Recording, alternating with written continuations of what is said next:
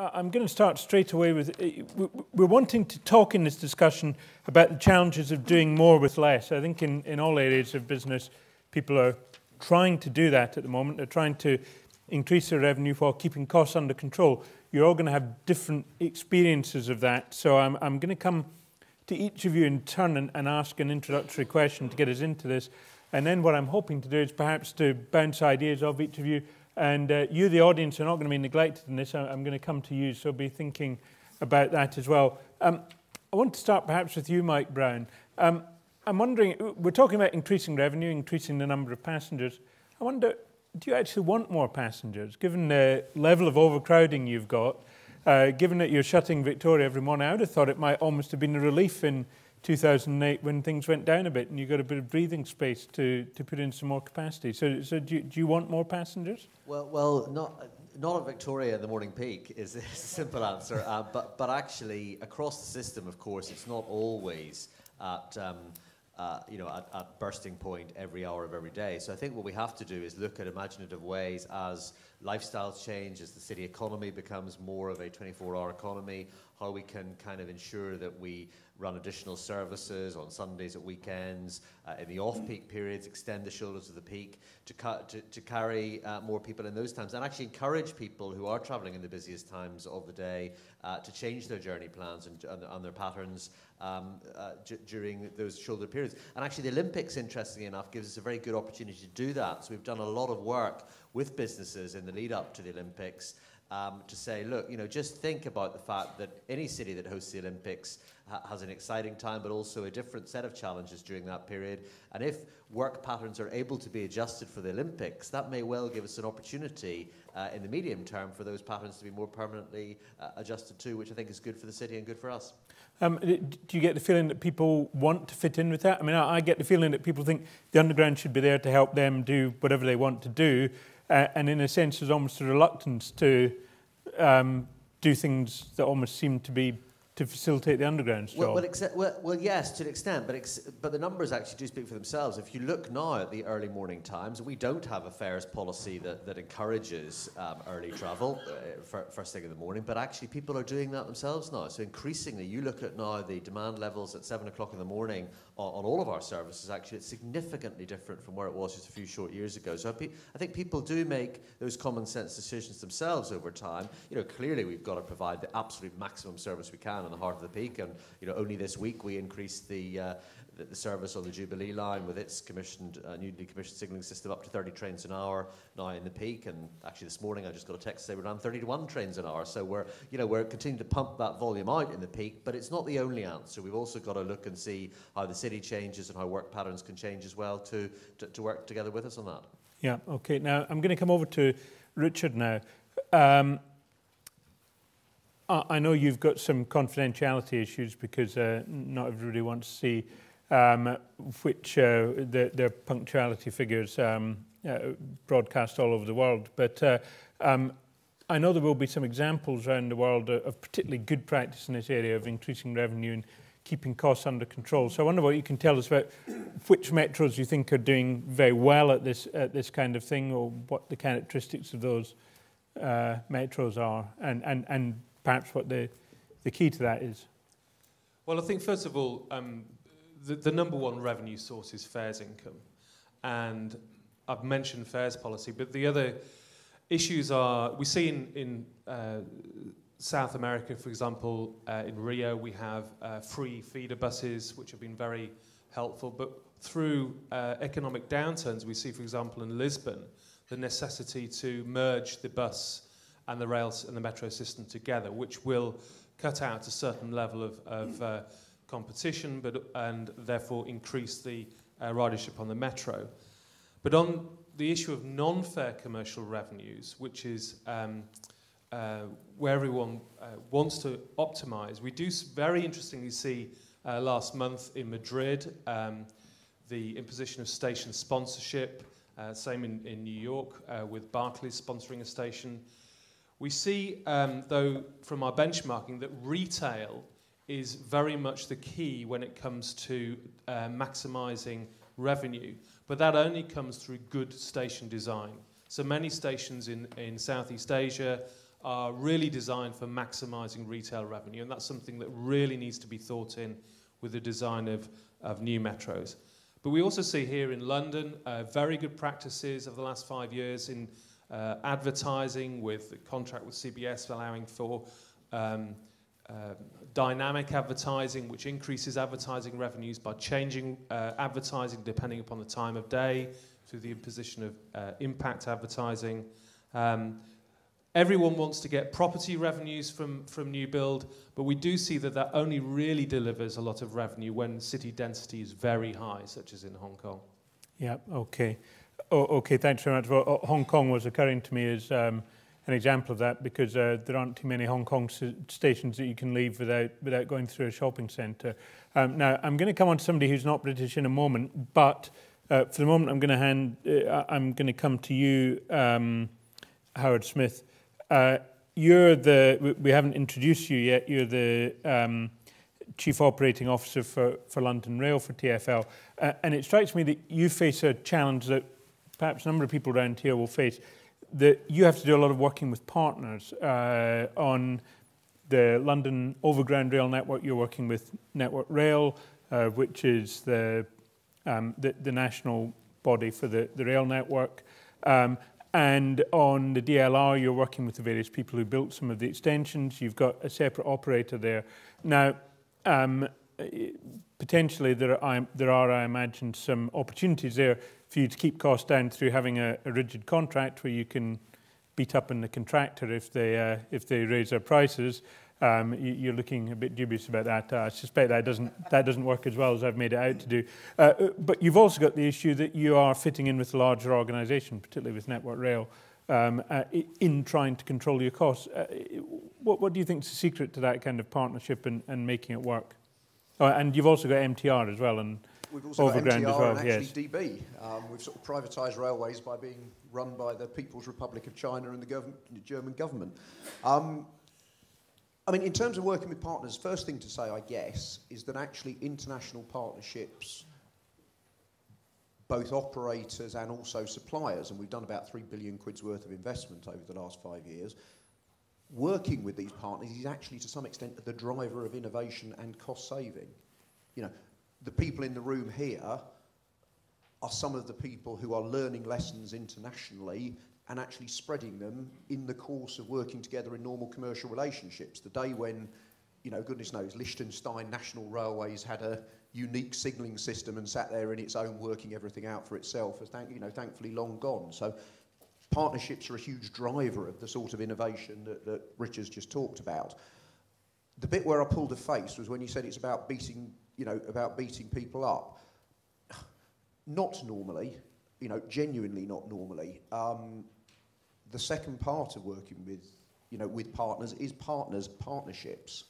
And actually, if you get it right, if both parties understand the other's interests and the other's drivers, particularly cost drivers, then you can save money. Then you can genuinely save money. An adversarial relationship where we write a beat you over the head contract and then someone rocks up and gives us something we probably don't want and we start fighting over it is pretty miserable to be in, and it doesn't drive long-term value. Something where we understand the drivers of the supplier, can write an intelligent contract, and there's no perfect contract, but you can have really bad ones, and then apply it as an informed client intelligently. That's how you actually drive value.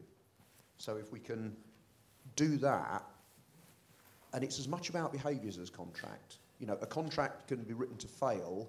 Rarely will a contract on its own actually succeed, but get the contract right and the behaviours right and be an informed client. And at that point, as I say, you can get, some of the real innovation and real cost saving. Yeah, okay. Now, I'm going to move on to a slightly different aspect of this whole discussion now with Gary Thomas.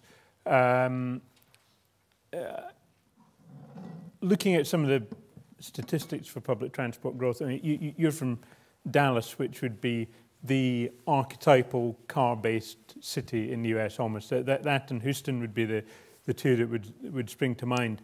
I think I'm right in saying you've had pretty rapid growth in the traffic you've had in your network in in a city that, given its very low density and that it's constructed around very big freeways and so on, must be pretty unpromising for that kind of thing. Now, I know that the gas prices probably helped you, and particularly in the US, because you've got low fuel taxes, the gas price tends to go up a lot when there's a spike in the underlying oil price. But can you tell us a bit about what you think has been the secret to encouraging people to use your system? Well, certainly as you look at Dallas, Texas, it is the home of the car and the pickup truck, certainly, as some of you are aware. And people have a hard time getting out of their cars and their pickup trucks. Gasoline prices, we're at $4 a gallon now, and some of you may not think that's very high, but in our world it is, and that is encouraging to get people out. But it's also about congestion. It is about air quality. We are in a non-attainment area from an EPA perspective. We have some of the most congested freeways in the United States, certainly. So it's about giving people a choice. And that's what we preach constantly. If you don't give people a choice, then they're certainly not going to take public transit. And so in our world, it's about giving people a choice and then realizing that our biggest competition is the car and it is the road.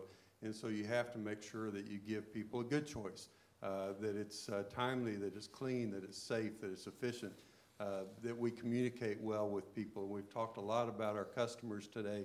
And the customer expectation for our systems, and in a system where our biggest competition is the automobile, we have to constantly be communicating to our customers on what our system is doing, how it's doing, what the timeliness of our vehicles are. If we have a vehicle that's just a few minutes late, making sure our customers know about that. And that's a challenge for us. Certainly, one of the things that we're doing from a technology standpoint is making sure that we communicate as well as we possibly can to our customers.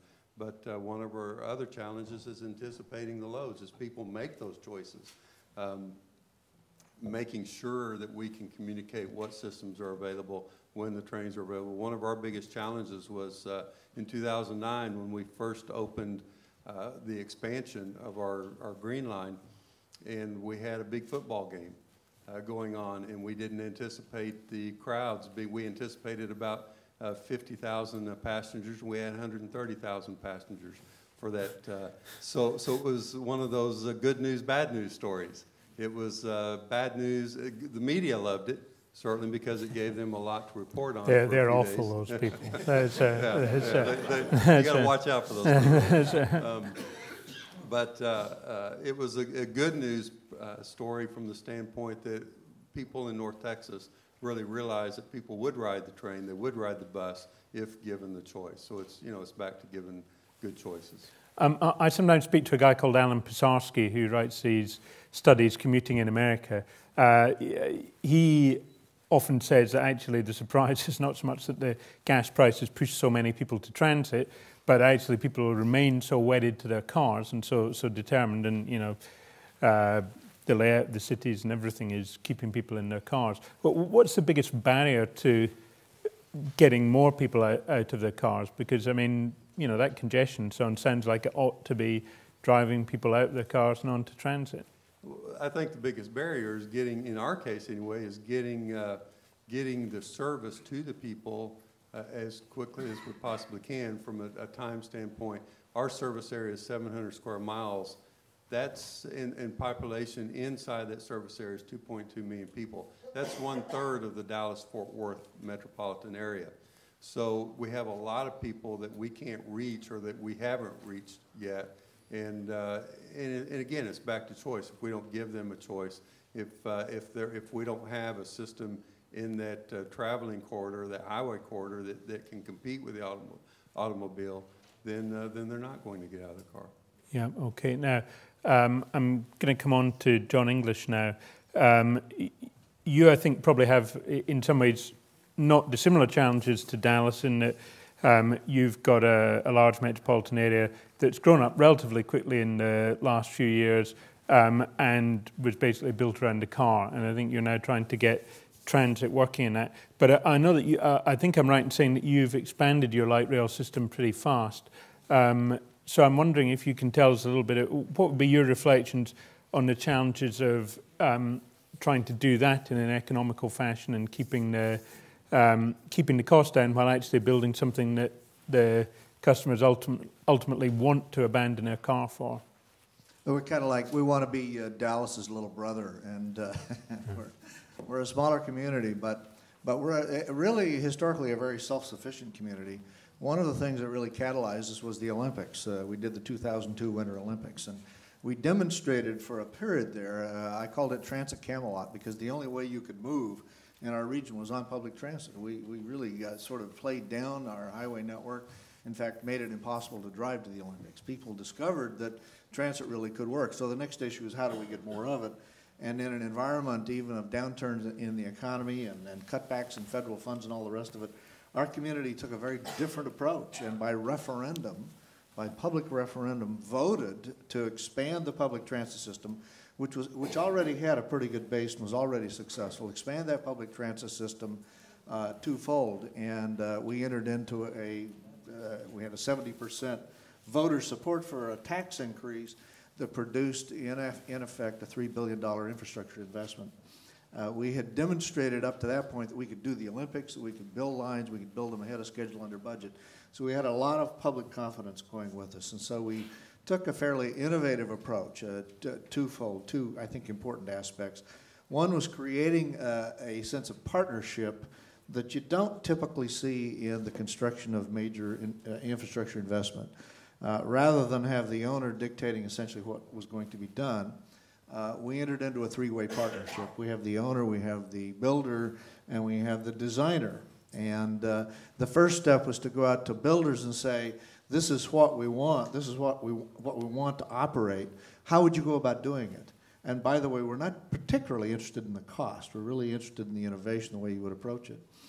Contractors then submitted proposals, and we very carefully studied those proposals and picked the people. That is what we were most interested in. The next step was to pick together the designer. And typically it occurs the other way around. The designer designs the system and you bid it out to the contractor to build. We created this three-way partnership.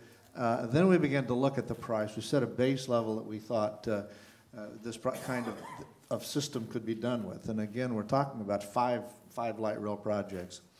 And from that, we determined the levels of risk that each partner was willing to share, including the owner, and set up a very important communication system where we jointly made decisions about how the project would proceed. That way, the contractor is looking over the designer's shoulder, and by the way, they all had to work in our facilities. None of this, working in a lot of different locations. All had to happen where everybody else was. So you have the contractor looking over the designer's shoulder and saying, if you design it that way, it's going to cost me more to build. And we had this dynamic going on that produced ultimately a very efficient system. Now, at the same time, since we were looking at 5 projects, we decided to do them all at once because through bonding, financially we could do it and still operate them when they opened up. And that allowed us to purchase the materials for all of the projects all at the same time. So we had stockpiles of materials that we had acquired at a good price. And that has allowed us, the system now is virtually finished. We've got maybe 1 year of construction. It was supposed to be finished in 2015. We'll have everything open in 2013. We'll be millions under budget on that project. And as the lines have opened, and 3 of them have opened as of this date, they've been very successful.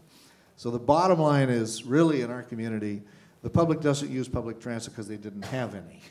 They had a lot of highways, so they used what they had. We're finding that people now are very rapidly shifting their attitudes to public transport and are simply requesting more and more and more. Yeah, I think Mike Brown and Howard Smith may talk to you about how to get things done way under budget that way, because I imagine quite a lot of other people would love to do something like that. I wonder, can you tell me, how do you think, now that you've put in the light rail in a lot of these places, what difference is it making to how the greater Salt Lake City area is developing? Are you seeing denser development? I mean, I think that's something that also strikes me in Dubai. When you go to Dubai now, you're beginning to see little shops clustering around the metro stations in a way that you didn't before. That's been a very important area for us. Economic development, transit-oriented development has really caught fire. It's caught fire to the extent that in a very conservative, probably the most conservative state in the United States is Utah. Our state legislature actually passed legislation allowing us to subordinate transit properties that we owned around stations in development programs with developers. So we actually have become developers of our own properties. We've studied the Hong Kong model to some extent. We'd like to emulate that if we could, at least at a lesser level. So we're finding a lot of transit-oriented development interest among the developers in our area. Most importantly, though, just this week, we opened what was I think a several billion-dollar project to rebuild central downtown Salt Lake City.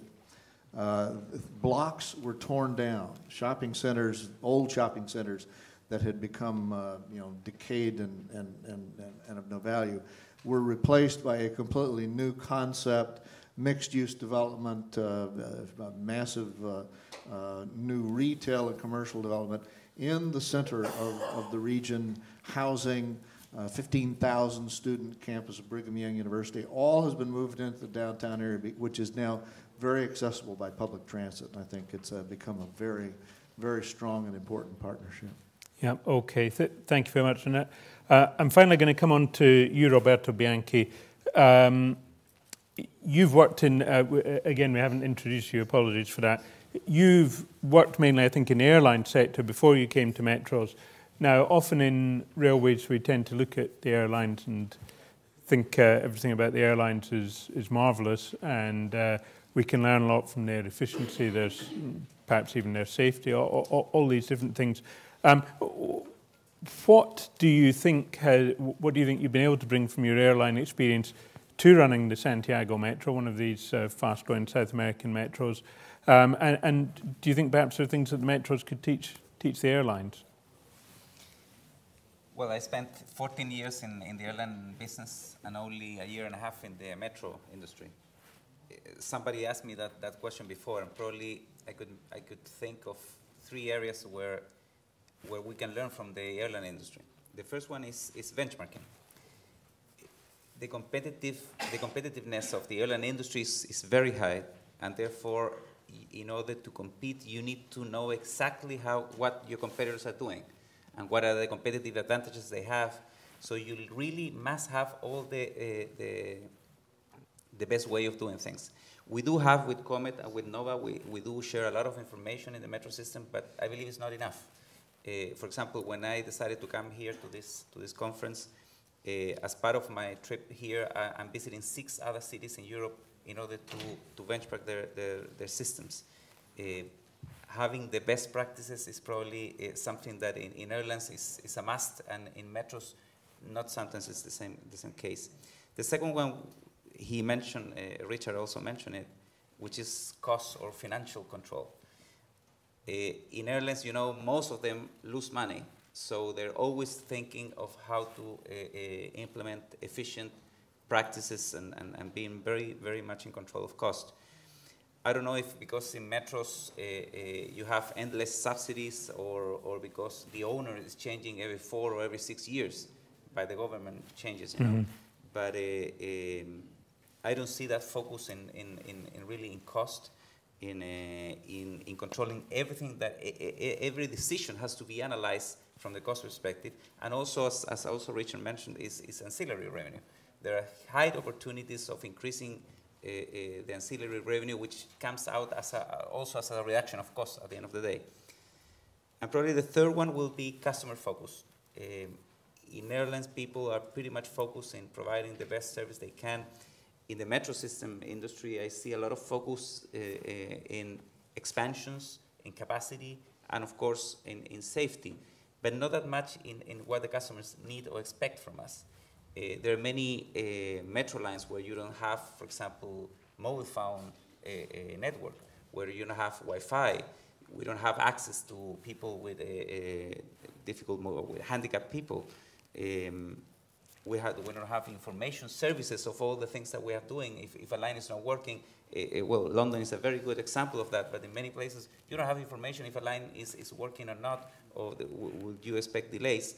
And temperature control is another example of metro system not focusing on the customer needs, because that's a big problem in many places, and only certain metros are looking for air conditioning or mega fans or things like that in order to improve the passenger experience.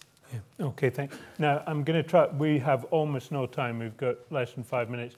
Is there anybody out here has anything to ask? I've got a couple of questions I want to ask people. If can go, can we see any hands? I mean, in the absence of anybody saying anything, asking anything at the moment, just a couple of quick questions. Mike Brown, I mean, there is this issue that metros are traditionally engineering-led. I know that's been the tradition in London, and obviously we can see when things go wrong that, you know, sometimes we wish that the engineers had a better grip on things.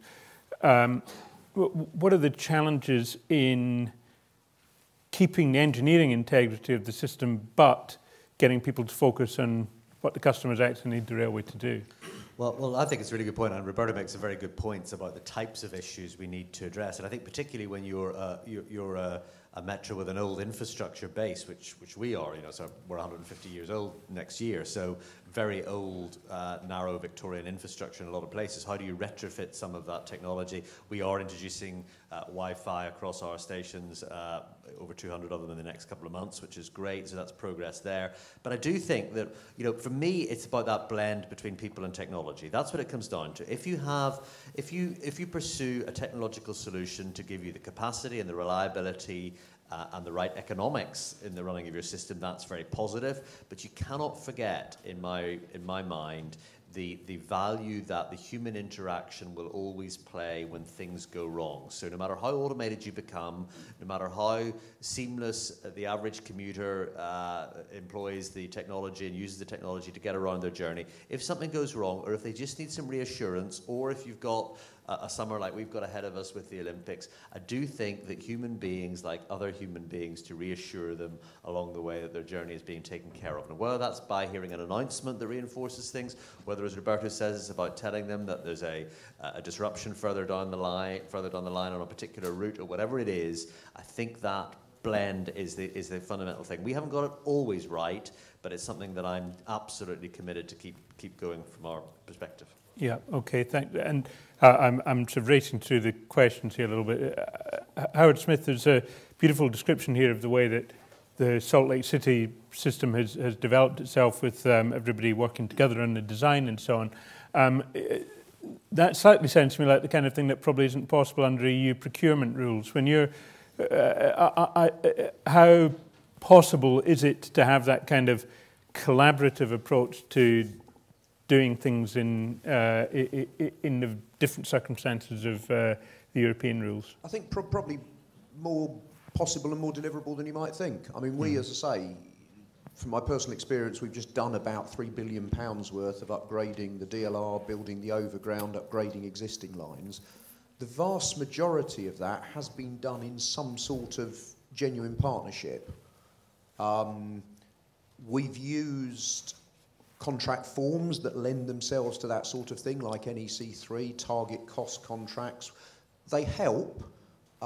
They're not a panacea. As I say, a contract on its own won't deliver the goods in terms of it. You do need, you know, an informed client and a real partnership and good behaviours behind it. Get those right, and yes, you can achieve extraordinary success. It's not just about partnerships with suppliers either. One of the things I think I picked up from Utah is it's also about partnerships with stakeholders and people you work for. One of the things, again, seared on my personal sort of experience, is the way Docklands Light Railway has worked with people like Canary Wharf Group, but not just the company themselves, the whole area, to actually link up planning, urban planning and development and regeneration with a transport development. So it's working in a collaborative way, if we can put it as widely as that, with both suppliers but also other stakeholders. Right, okay, and this is final point before you all get your coffee and croissant and so on. Richard Anson, just to sum up for us, I mean, what do you see as, what do you take away from this as being sort of the barriers to getting people onto metros, and also just the biggest challenge in terms of cost control? In a minute, if you could. Well, I'd first like to say, I mean, I thought Roberto made a very, very important point about customer. And I think when we looked at my chart there about challenges, it's amazing how far down, or not even on the chart, the focus of customer wasn't on that chart that Metros had mentioned. I think the barriers, customer service is, or perceived customer service, is certainly something that is a barrier for people who use cars, who normally wouldn't use public transport. And I think that we do, nonetheless, see a shift in more customer focus. I think perhaps it's not particularly explicit, but you see London here, I think, is quite a very different metro from what it was 15 years ago in terms of its customer focus. I think that Roberto's point about customer service, we do actually, and Mike's point about customer service, we do actually see it perhaps a limit to productivity in terms of cost reduction. You see in Hong Kong, for example, as quickly as people are being taken out of traditional roles, they're just being more people are being put into customer-facing roles. So maybe there are limits, as Mike sort of suggested, towards labour productivity and cost reduction. But I think the number one, it's not just about labour. Energy efficiency is becoming increasingly important. If energy costs double, as they're forecast to in the next 15 years, then we'll be talking not just about labour, but we'll be talking equally about energy.